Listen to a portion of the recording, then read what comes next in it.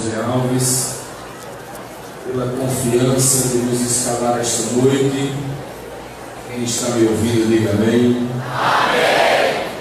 Sempre contando com a nossa pequena parcela de contribuição, eu agradeço meu pastor pela confiança e faço isso com muito prazer, com muita alegria. Satisfação estar aqui com a nossa mãe, nossa irmã Judite Alves. Quero também agradecer a Deus e louvar a Deus pela vida do pastor setorial, pastor Paulo Cristóvão, ou como dizem os irmãos argentinos, Pablo. Sua esposa, que aqui está, pastor João Fernandes, presidente, vice-presidente de honra da nossa convenção, demais pastores, ministros, presbíteros que aqui estão, a união de adolescentes que está celebrando esses dias na presença do Senhor. Os adolescentes dizem amém, meus irmãos? Amém! Os adolescentes do mundo são chamados de aborrecentes, né?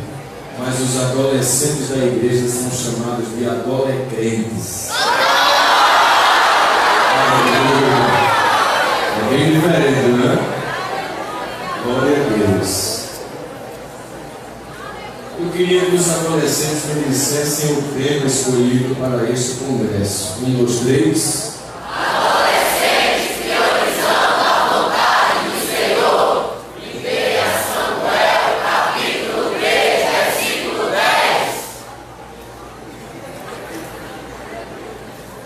Nós vamos nos distanciar um pouco do texto escolhido, mas não do tema, né? Vou desafiar você a abrir sua Bíblia no livro do profeta Ageu.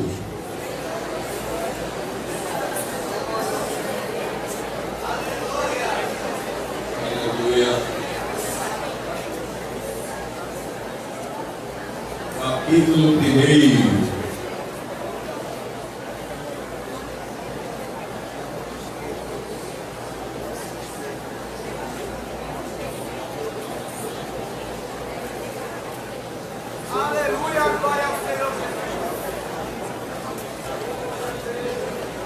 Está na Bíblia, viu, irmão?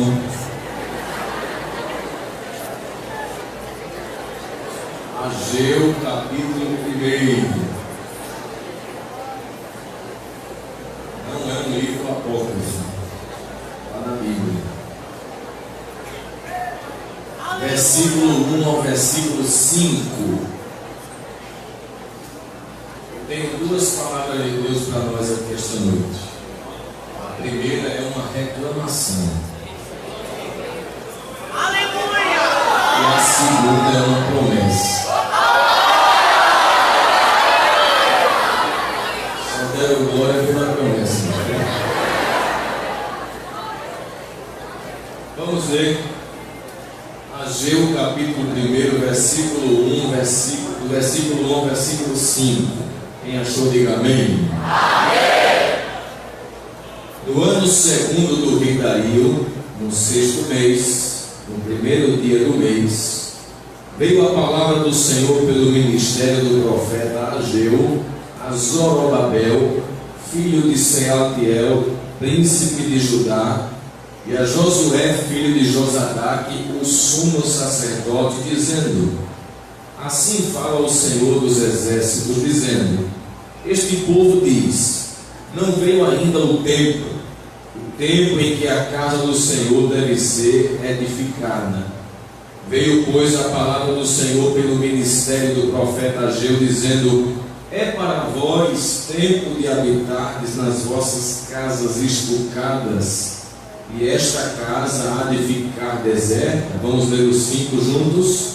Ora, pois, assim diz o Senhor dos exércitos: aplicai o vosso coração aos vossos caminhos. Quem diz amém, meus irmãos? Amém. Adolescentes priorizando a vontade do Senhor.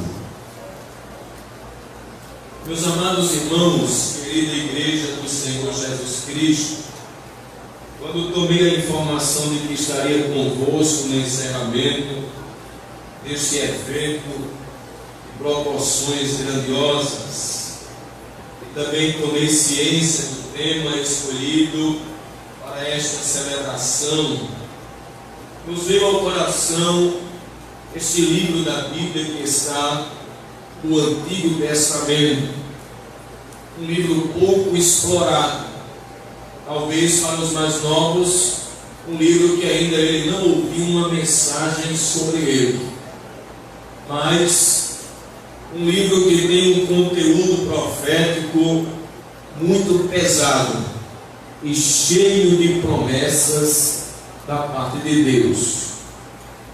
Ao abrirmos a nossa Bíblia no livro do profeta Ageu, nós obtemos algumas informações bastante úteis para nós entendermos um pouco a respeito deste homem que foi chamado pelo Senhor. O seu nome Ageu vem de uma expressão hebraica Hagi, que quer dizer festa. Como era próprio dos judeus colocarem o nome dos filhos de acordo com algum evento que marcou o nascimento deles, infere-se, subentende-se, que Ageu tenha nascido em uma época de uma das três principais festas que eram comemoradas pelo povo judeu, ou a Páscoa, ou o Pentecostes, ou o Tabernáculo. Daí porque o seu nome significa festa ou festivo. Ageu foi chamado para a mais ferrenha vocação que Deus distribuía entre alguns no Antigo Testamento, a saber, profeta. O capítulo 1, versículo 1 que nós lemos, nos diz isso quando veio a palavra do Senhor pelo ministério do profeta Ageu. O versículo de número 13 também chama este homem de embaixador do Senhor. O livro de Ageu está localizado no Antigo Testamento. Ele recebe uma subdivisão, uma classificação. Ele está entre os profetas pós-exílio. Ageu, Zacarias e Malaquias fazem um trio dos profetas que foram levantados por Deus por ocasião do retorno de Judá do cativeiro babilônico, para a reconstrução da cidade de Jerusalém, para a reconstrução moral do povo de Deus e, sobretudo, espiritual. A tradição judaica, ela nos diz que Ageu nasceu em solo babilônico e estudou sob a orientação do profeta Ezequiel. Dos profetas do Antigo Testamento, ele está bem juntinho de Zacarias, que foi um profeta mais jovem e foi seu contemporâneo. Na época em que Ageu profetizou, a liderança política de Judá era composta de Zorobabel, que era governador, e o sumo sacerdote, que era Josué, da linhagem de Zadok. Isso ele faz questão de registrar no capítulo 1, versículo de número 1. O contexto histórico em que Ageu é levantado para anunciar os oráculos de Deus merece também uma atenção especial. Historiadores nos dizem que em 538 a.C., o grande rei Ciro da Pérsia, a quem Isaías referiu-se 150 anos antes dele nascer, no capítulo 45 do seu livro, ele emitiu um decreto permitindo que os judeus que estavam sob o domínio de Nabucodonosor, precisamente sob o domínio babilônico, regressassem para a sua pátria para reconstruir a cidade de Jerusalém e o templo, cumprindo as profecias do Antigo Testamento, e mediante a intercessão de um funcionário crente que estava junto dele, que foi Daniel. O primeiro grupo de judeus a voltar, quero dizer, de Jerusalém, começaram a reconstrução do templo, lançando os alicerces, isso em 536 a.C. E à medida que eles lançavam os fundamentos, eles se emocionavam e tinham uma grande expectativa. Esdras, o escriba, que liderou esse primeiro grupo, estava registrando historicamente esse fato, e você pode encontrar no capítulo 3, versículo 8 ao versículo 10. Só que o povo judeu que retornou do cativeiro e começou a lançar as bases do templo, começou a enfrentar resistência. Diga comigo, resistência. Eu descobri lendo a Bíblia que o diabo não somente quer nos destruir, ele também quer que a gente nunca mais se levante. Quando ele veio contra o povo de Israel, o povo de Judá, para barrar de se soerguer o templo, ele estava mostrando isso. Ele queria que a história de Israel acabasse ali. Ele queria que o povo não mais se levantasse no monturo. E aí ele usa o coração das cidades circunvizinhas a Judá, precisamente Jerusalém. Ele inflama o coração dos samaritanos e de outros vizinhos que se opõem fisicamente ao empreendimento. E quando há essa resistência, aqueles judeus que regressaram e estavam iniciando o trabalho, desanimaram diante da pressão, e a obra que podia ter ido adiante em 534 a.C., ela foi interrompida. Diga comigo, interrompida. Como os inimigos se opuseram à reconstrução do templo, fizeram frente, fizeram oposição, os judeus desanimaram, então eles deram as costas para o templo e agora dedicaram-se à construção de suas próprias casas. A indiferença, a apatia espiritual generalizou-se, induzindo o povo somente a preocupar-se com a reconstrução de suas casas luxuosas, deixando assim a casa de Deus de dar prioridade à casa do Senhor para preocupar-se apenas com a construção de suas casas. E a palavra prioridade é a palavra-chave deste congresso. Que Deus deseja que não somente nesses dias, mas durante toda a nossa trajetória, ela fique calejada dentro do nosso coração. A palavra prioridade no latim, prior, significa anterior.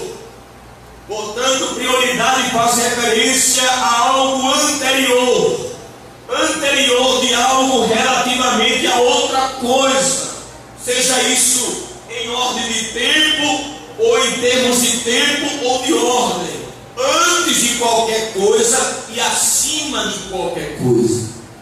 Isso é que significa prioridade. Há quem diga também que prioridade é aquilo ou aquele que tem primazia, que encontra-se em primeiro em comparação com outras pessoas ou outras coisas. Quando o povo dá as costas para a casa de Deus, por causa da oposição dos samaritanos, e agora dedica-se às suas casas, aí Deus levanta um profeta. O nome dele é Ageu. O profeta servia como uma consciência para o povo. O profeta era levantado em momentos de apostasia, de indiferença espiritual, de letargia, de sono.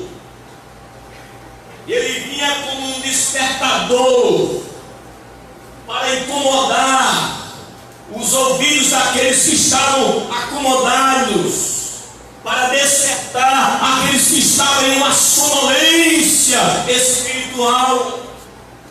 E o capítulo 1, versículo 2, veja na sua Bíblia, Ageu começa profetizando, dizendo assim: assim fala o Senhor dos exércitos, dizendo, este povo diz, veja, eles diziam entre si, e o profeta recebe a revelação do que eles diziam e transmite, dizendo assim: não veio ainda o tempo em que a casa do Senhor deve ser edificada. Eles estavam dizendo isso entre si: não veio ainda o tempo em que a casa do Senhor deve ser edificada. Como não chegou o tempo, vamos cuidar da nossa vida e deixar a casa do Senhor para mais tarde. Em segundo lugar, nos diz o versículo de número 4, que Ageu também reclama, inspirado pelo Espírito do Senhor, dizendo: é para vós tempo de habitardes nas vossas casas estucadas, e esta casa, referindo-se ao templo, ainda ficar deserta. Vocês, além de dizer que não é o tempo, estão dando primazia apenas ao vosso conforto. Será que Deus quer que a casa dele fique em ruínas e a de vocês de madeira de cedro, de luxo, madeira importada? Aleluia! Aleluia! Jeremias 22:14 nos diz que esse tipo de madeira era utilizado em palácios, em casas de políticos que tinham muito dinheiro na época. E era a madeira que eles estavam fazendo para a casa deles. Mas quem olhava para a casa do Senhor em ruínas. Em terceiro lugar, o profeta é usado para falar de que o povo havia desprezado a casa do Senhor. Diga comigo: o povo havia desprezado a casa do Senhor. Olha o versículo 4, a última parte, quando diz assim: olha, e esta casa há de ficar deserta. Aleluia. Quando a gente olha para essa realidade, em que o profeta Ageu está anunciando os oráculos de Deus, a gente vê uma antecipação do que nós estamos vivendo hoje. Hoje a questão não é estrutural.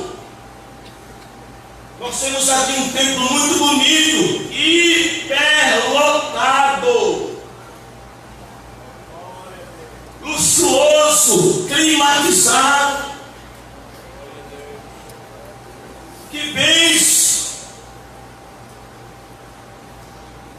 No entanto, apesar de termos a estrutura, não estamos dando o devido valor que esta casa tem. Essa é a reclamação de Deus. Com o passar do tempo, estamos ficando materialistas, nos preocupando apenas com o nosso bem-estar material. Deus quer que eu deixe de estudar, sim ou não? Não. Dar prioridade às coisas de Deus não significa esquecer as outras coisas. Apenas na questão tempo e ordem, estabelecer Deus como primeiro. Nós estamos ficando materialistas. nos preocupando com as nossas casas de cedro. E como está a dedicação com as coisas do Senhor?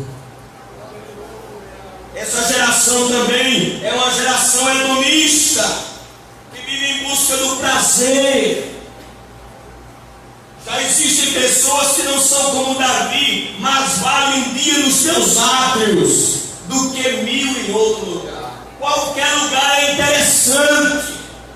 Shopping, praia, divertimento, mas quando me vão para a consagração, estou com dor de cabeça.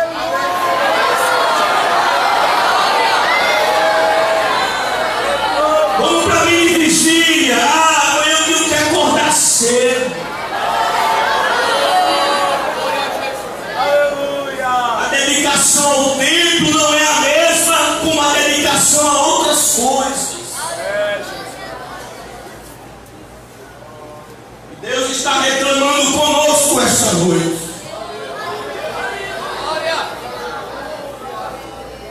Havia uma inversão de valores.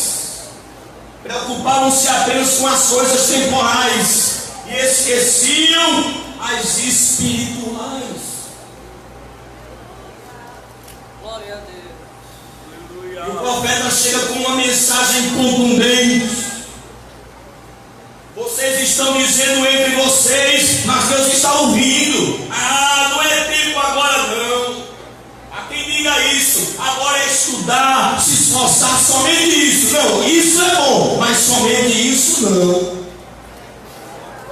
Você tem que cuidar da sua vida espiritual, porque o diploma não vai te sustentar na hora da tentação, não. Mas se você estiver cheio da graça, você bota Satanás para correr. Satanás não tem medo de diploma, não tem medo de anel, não tem medo de formatura, mas um crente cheio do Espírito Santo, quando dá uma rajada de línguas estranhas, ele bate a retirada.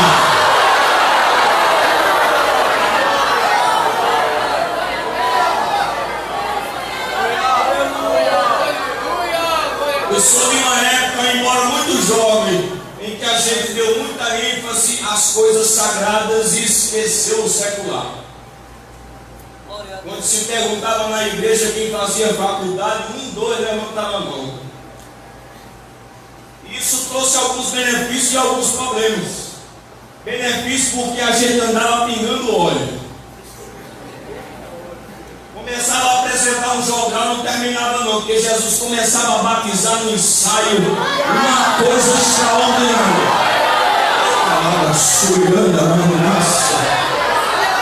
Aí vem uma outra fase agora, uma outra geração que eu estou vendo. Que a gente pergunta quem está fazendo faculdade, a maioria levanta a mão. Agora pergunta quem já teve uma visão.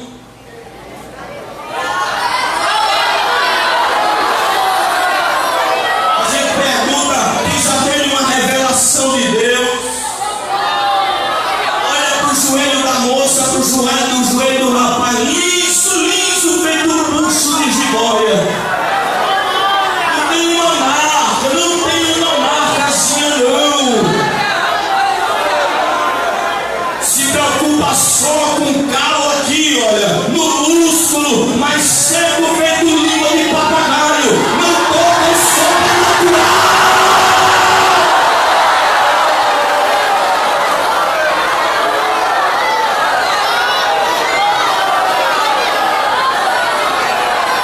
Diga comigo, Deus está com saudade. Deus está com saudade.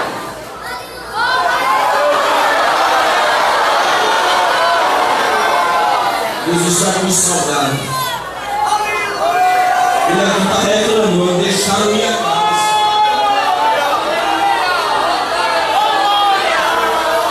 Está pensando que a gente ganha quando se afasta? A gente só perde.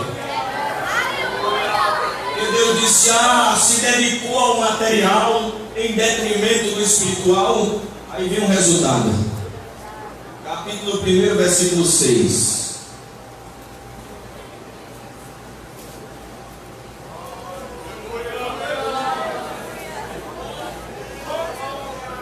Semeais muito e recolheis pouco. Sabe o que é é isso? É Deus começar a tocar naquilo que a gente está dando prioridade em lugar daquilo que realmente deveria se dar prioridade. Ah, vocês estão preocupados só com o bem-estar, né? Vocês vão semear muito, mas eu vou prejudicar a colheita de vocês.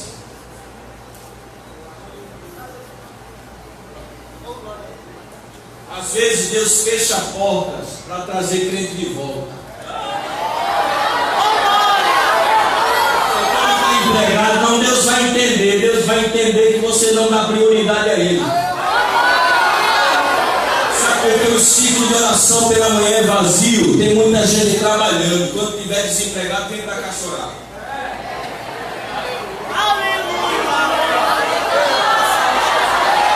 Porque os cultos de oração na quarta-feira são sofridos, porque as coisas estão muito boas. Quando começar a apertar, no instante vai faltar cadeira para crente aqui dentro do culto de oração.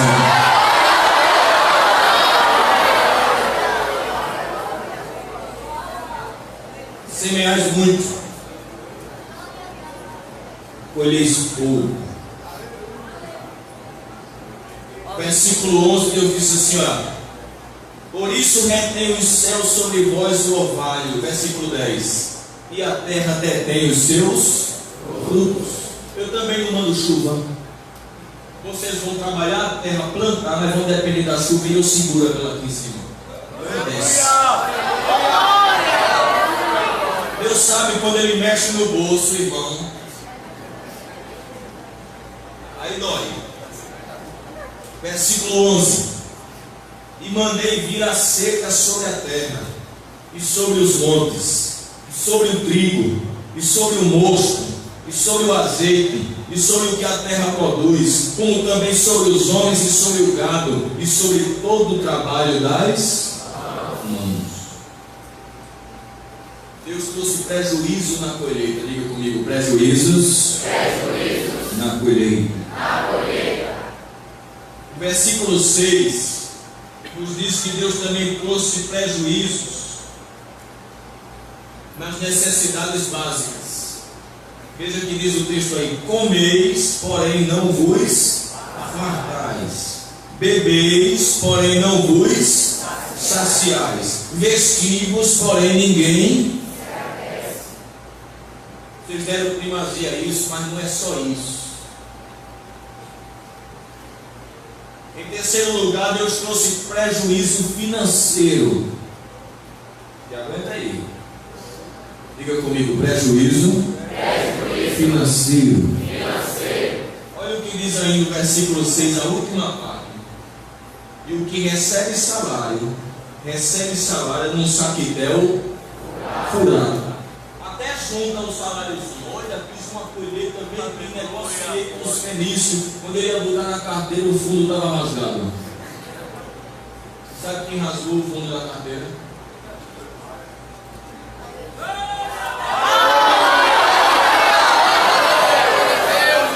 Deus não prospera. Que é isso, meu Deus? Me explique, minha casa. Minha casa que está deserta. Porque vocês colocaram isso no lugar, eu estou tocando nisso. Para vocês voltar para lá. Versículo 9. Olhastes para o muito, mas esse que alcançaste pouco. E esse pouco, quando trouxeste para casa, foi o que eu fiz. Olha, irmão, que coisa, né? Vocês trabalharam muito, mas alcançaram pouco. E o pouquinho que trouxeram, eu fiz assim, ó.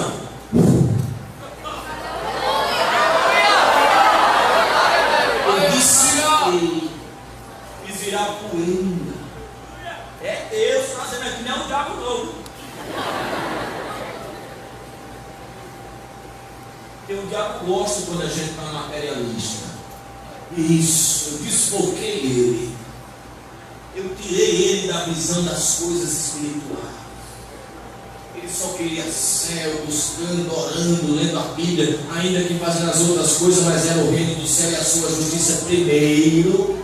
Agora eu tirei o olhar dele das coisas do céu e coloquei na terra. Deixa ele embriagar-se com as coisas daqui e deixar de orar, e deixar de ler a Bíblia, e deixar de ir para o templo. Eu gosto dele assim, ocupado com as coisas materiais, o bolso cheio e a alma vazia. É assim que eu quero.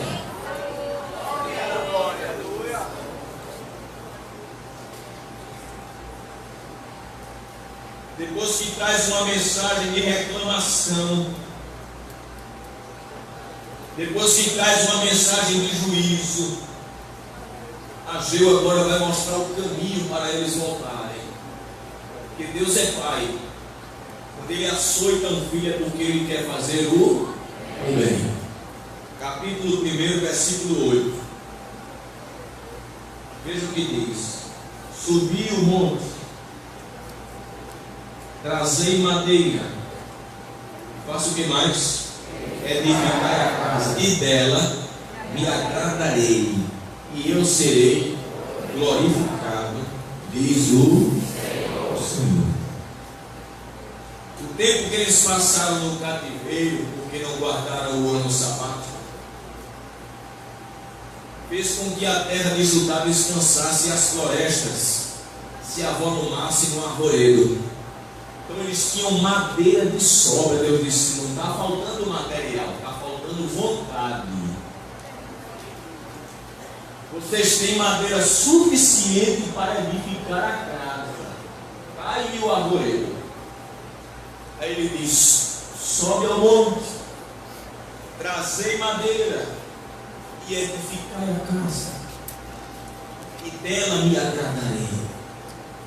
Deixe de se preocupar com o conforto pessoal apenas, e olhem para o que é prioritário, o que deve estar em primeiro lugar, o que deve ocupar o espaço principal, a minha casa.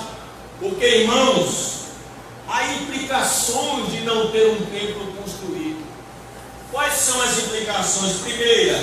Primeira implicação: o templo foi construído com que objetivo? Ser um lugar de oração. Se não tem templo, eles estão orando?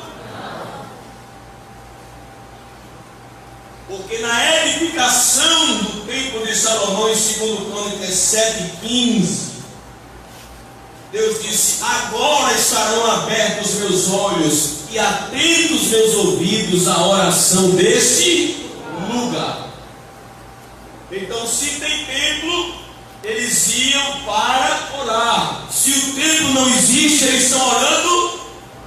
O juízo para nós ainda é maior, porque tem templo, mas nós estamos vindo.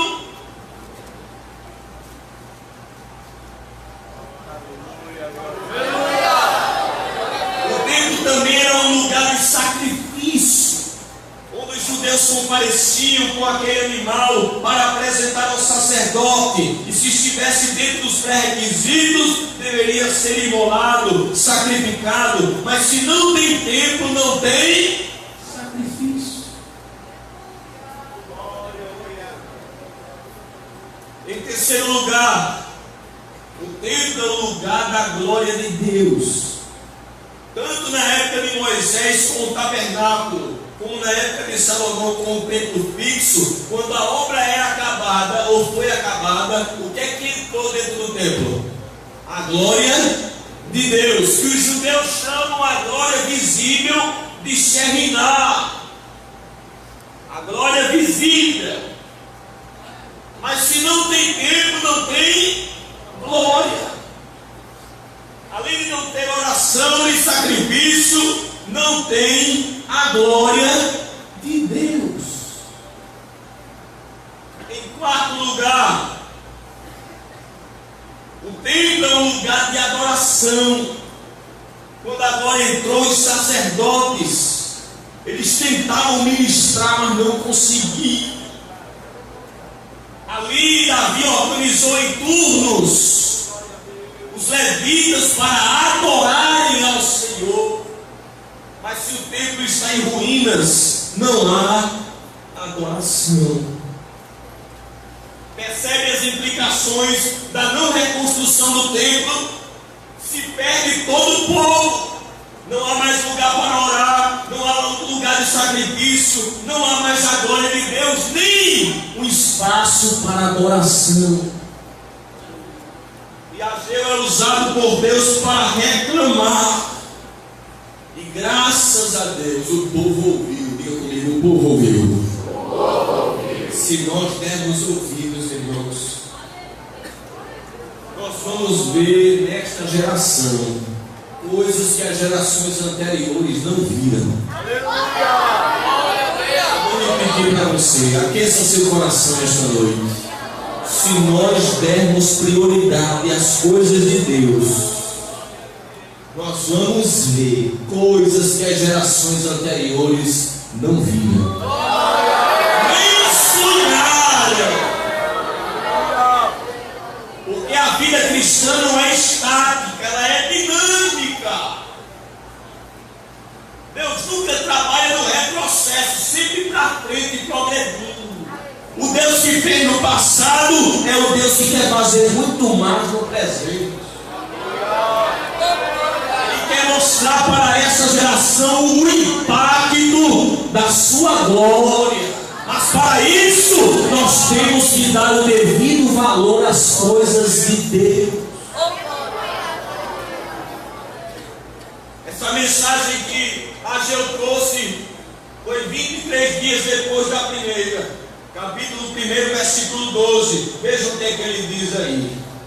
Então ouviu Zorobabel, filho de Salatiel, e Josué, filho de Josadaque, sumo sacerdote, e todo o resto do povo, a voz do Senhor seu. Eles deram ouvidos.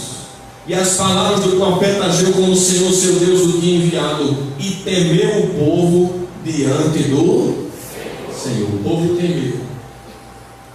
Então o povo deu ouvidos. E Deus começa agora a fazer promessas. Porque o povo que voltou era um povo pobre. Não era como o povo judeu na época áurea do reinado de Salomão.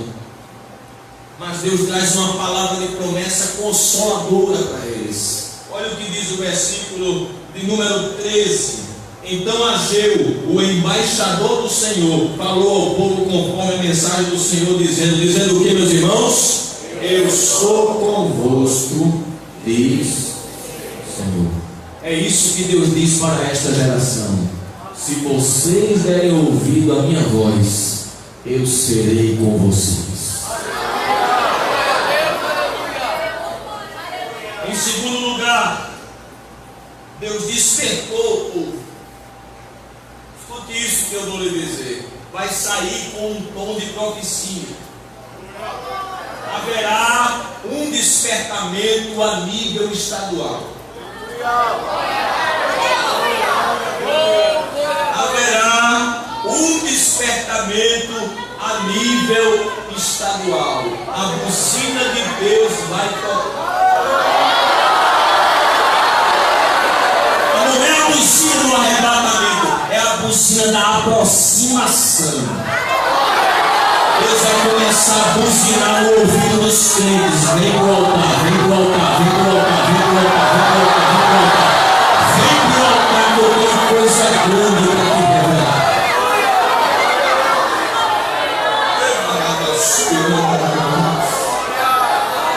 Versículo 14. E o Senhor levantou, diga comigo, e o Senhor levantou. Tem uma versão que dizia: o Senhor despertou o espírito de Zorobabel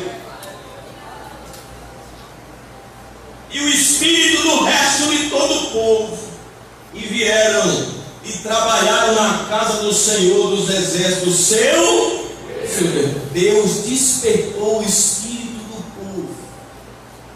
Quando a pessoa despreza a casa do Senhor e começa a se focar nas coisas materiais, cai num sono profundo. Mas Deus ainda tem os seus profetas para dar um choque na pessoa. Você sabe que 4 coisas acontecem para acordar quem está dormindo, né? 4. Primeiro é ruído. O senhor pode estar dormindo como for, mas se fizer um barulho, por exemplo, uma broca furando a parede,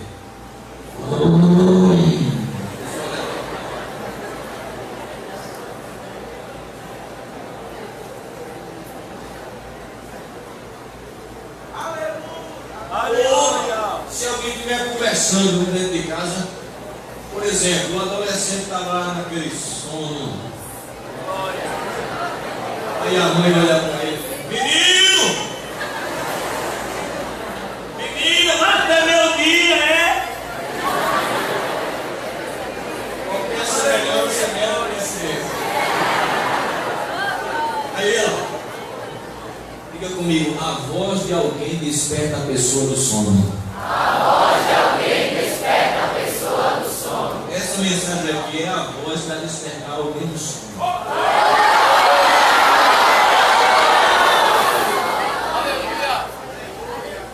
Mas tem gente que nem com a voz de alguém, né? A mãe chama ele lá.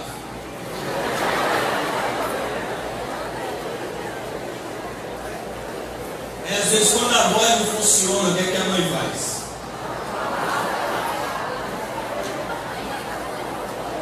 É assim ou não? Ora, menino, é a hora. Está preparado para Deus fazer isso?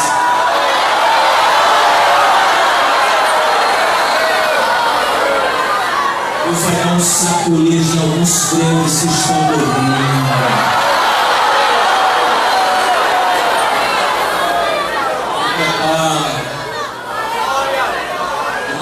Tu vai acordar do nada, o Senhor te despertando. Ele vai dizer: sai do Netflix, sai das redes sociais, bota o joelho e para o sol.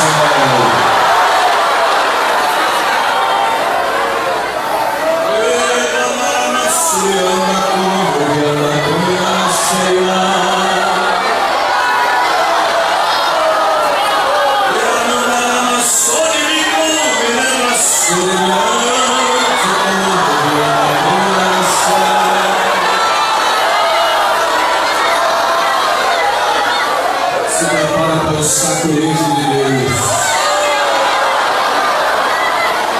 E a vida vai dar uma guinada tão grande. A noite do Espírito Santo vai dar uma mudança assim.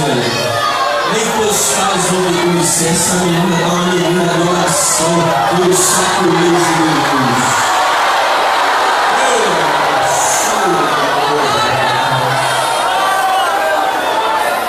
Teus olhos, que está descendo algo do céu.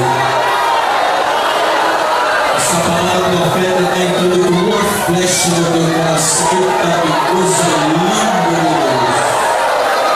Parece uma flecha pegando fogo, está transpassando o teu coração. Está descendo como um renovo espiritual tão grande.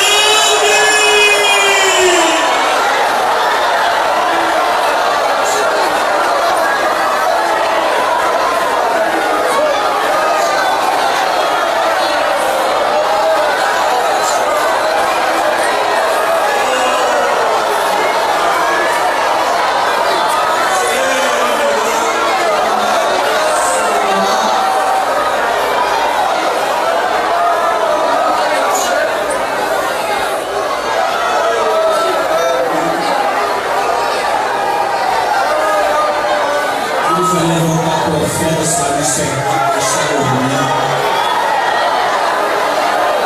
Eu disse a Joel: toca a buzina, Senhor, perturba-se todos os moradores da terra. Deus vai buzinar na terra. A buzina de Deus vai ser estridente nos quatro cantos desse Brasil. Despertar antes que venha o arrebatamento, haverá uma chuva da graça, haverá uma chuva de poder.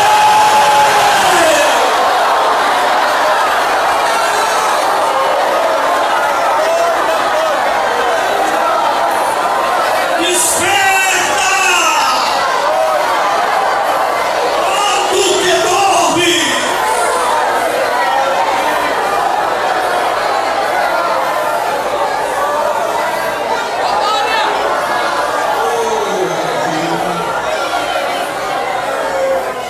Samuel estava dormindo, sim ou não?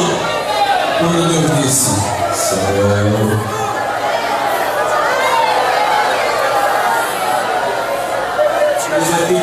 teu sono, a tua letargia, descansar. Não tem outro compromisso, Jesus. A partir de hoje vai ter compromisso. Eu não vou deixar dormir, eu vou ficar chamando, até responder. Fala, Senhor, que o servo ouve, eu não aguento como o Senhor está. Para sair na campanha, para ingressar na escola dominical, para ser membro da igreja. Quem já viu 10, 15 anos e não é membro, está com medo, não tem sacramento direito, rapaz!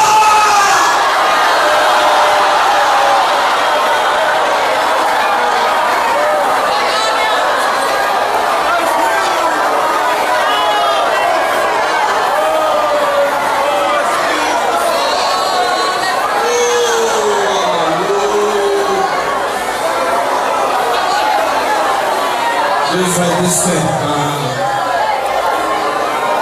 Sabe outra coisa que acorda quem está dormindo?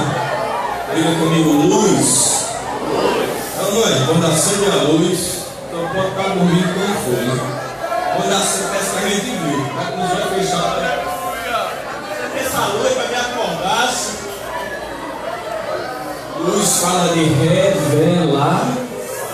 Tem gente que Deus vai perturbar ele com revelação.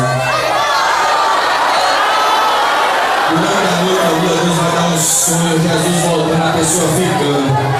Meu Deus, que é isso? É Deus dizendo aqui, junto os pés.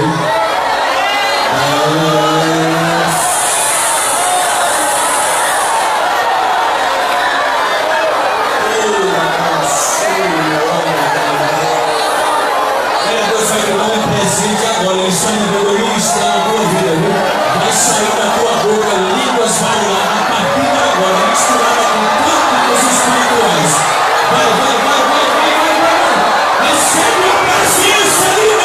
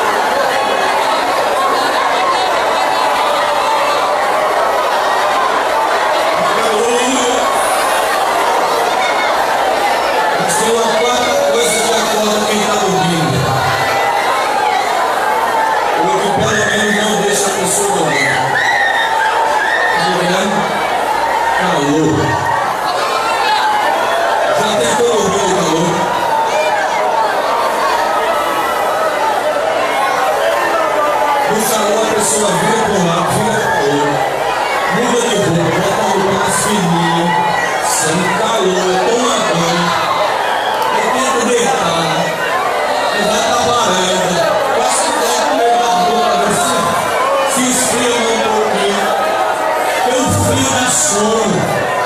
O diabo é doido para enviar uma frieza na igreja que é para deixar todo mundo dormindo. Frieza na comissão, frieza no coral, frieza nas crianças, frieza no conjunto musical, frieza nos adolescentes, frieza na juventude, não gosta de orar, de ler a Bíblia, não vai para a escola dominical, coração frio, mas Deus não, Deus gosta de pintura. No frio a pessoa olha, cochila, oh que coisa boa, mas no calor não, no calor a alma pega fogo.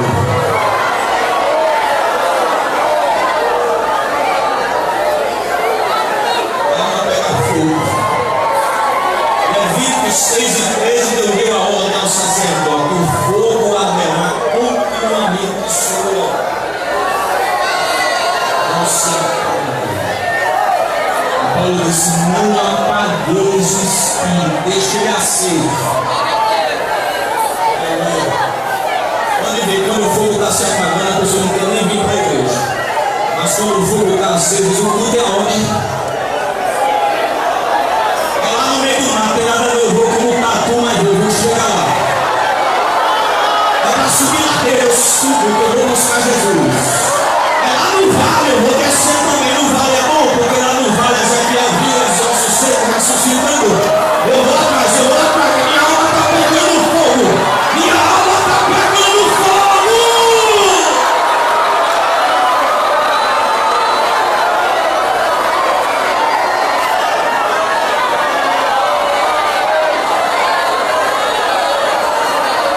Quando Ageu profetizou, o povo pegou fogo. Começaram lançando os fundamentos. Aí os mais velhos começaram. A gente está até trabalhando. Mas se a gente comparar essa casa agora com a casa, com a primeira casa, essa aqui não é nada não.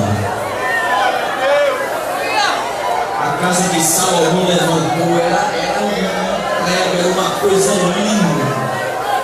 Às vezes gente com pouco recurso, porque essa casa é pequena, não tem a estrutura da primeira. Aí os mais novos que não conheciam a primeira casa, para eles era uma casa muito linda, né, aquela agora. Mas o mais antigo que vira a primeira começa a desanimar os mais novos. Porque, irmão, o saudosismo desanima. Sei que na história da nossa igreja, Jesus já fez coisa grande demais, coisa que até hoje a gente procura e não vê mais. Mas se a gente ficar só contando o passado e não incentiva para o futuro, essa geração vai desanimar. Aí ele já fez, não faz mais. O que aconteceu nessa época? Os mais antigos diziam: na minha época, no meu tempo. Aí o mais novo começou. Então não vale a pena continuar agora.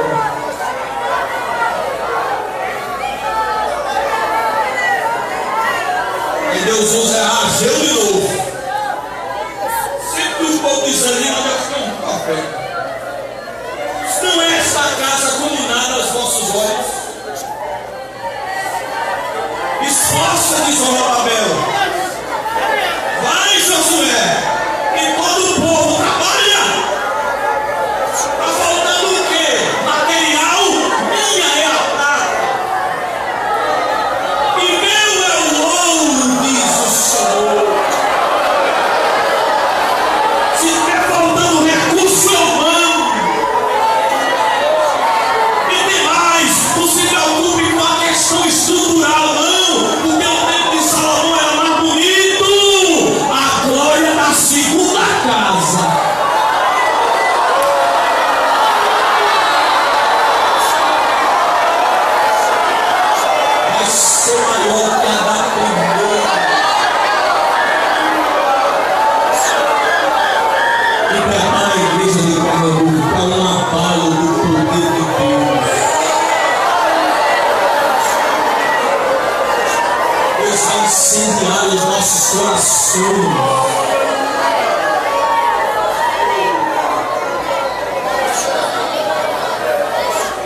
Péssima que nós temos.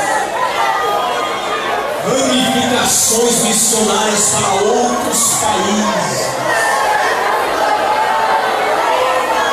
Vai soprar um vento diferente.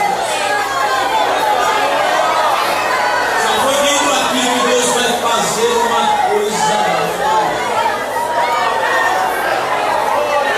Fecha teus olhos.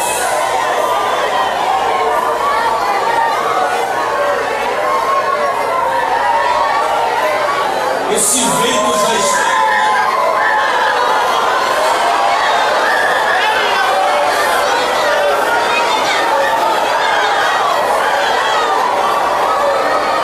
Vocês estão preparados?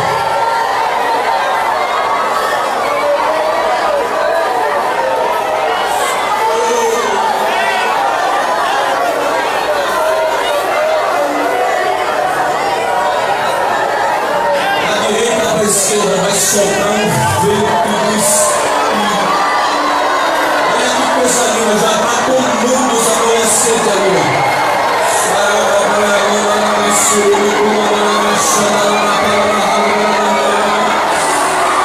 Está subindo lá na galeria também, olha que coisa linda, está se movendo. E quem segura quando ele sobe?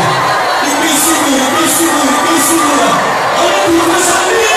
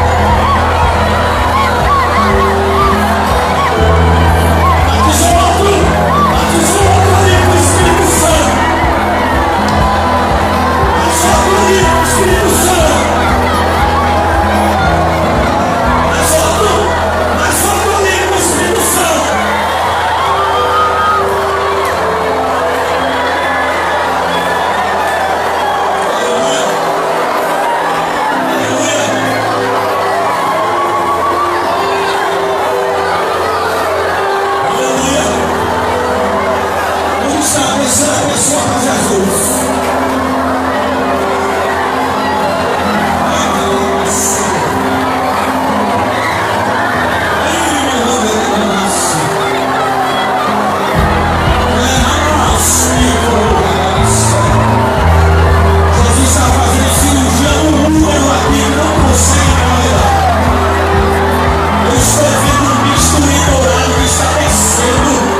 Está passando no mundo, eu nasceu de Deus,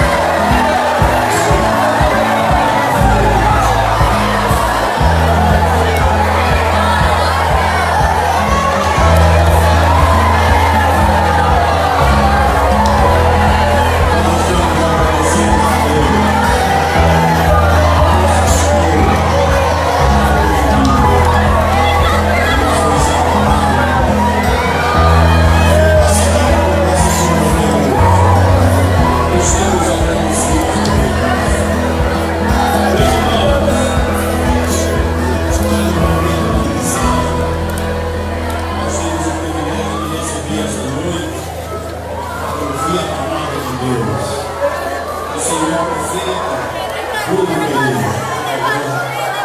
E a sua irmã, Maria Carla, nossa irmã. E também o seu pai, o povo Jairo, amiga querida. Queria Deus conosco. Vamos saudar o dirigente executivo da nossa cidade, a seus pais, dizendo todos amém. Amém.